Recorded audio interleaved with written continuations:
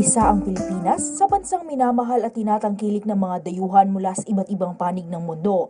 At ang mga Pilipino ay kilala sa galing ng pakikisama at sa mainit na pagtanggap nila ng kultura at tradisyon ng ibang bansa.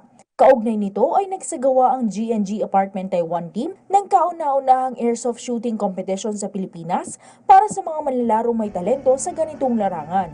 GNG is the most famous brand name in airsoft.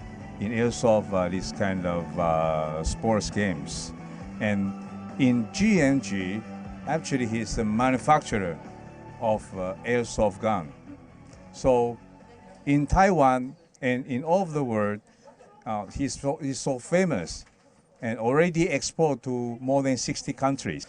How do we prepare? Actually, we don't have much time for this, so we are really grateful that RGBC do a lot of help for us. This is our first time here. Ang larong ito ay hindi lang para sa pawang kalalakihan dahil may ilang mga kababaihan din ang nakilahok upang makipagtagisan ng husay at galing sa larangan ng pag-airsoft. Dati, alalay lang ako ng mga kasama ko. So, nainganyo akong sumali. So, hanggang sa na-addict na, tuloy-tuloy na. Sama lang ako sa iba't ibang teams hanggang sa nasanay na ako. And we do trainings from others pag sumasali kami ng competition. Ang mga mahihirang nagkampiyon ang siyang tatanggap ng titulo at siyang lalaban sa Taiwan upang irepresenta ang ating bansa.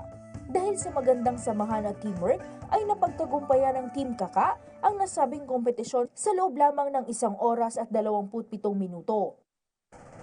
Pagtulungan nyo kami na makapasok tayo sa palarong Pangmundo na. pangkalahatan na to. Pangkalahatan. Pray lang. Pray lang. Hiling lang namin. lang. Tapos magtagumpay tayo para sa atin itong laban na to. Para sa atin to. One team. Tunay ngang hindi matatawaran ng husay ng mga Pilipino. Kaya't sa darating pang laban ng Team Kaka, suportahan natin sila upang maiuwi muli nila ang tagumpay nating mga Pilipino.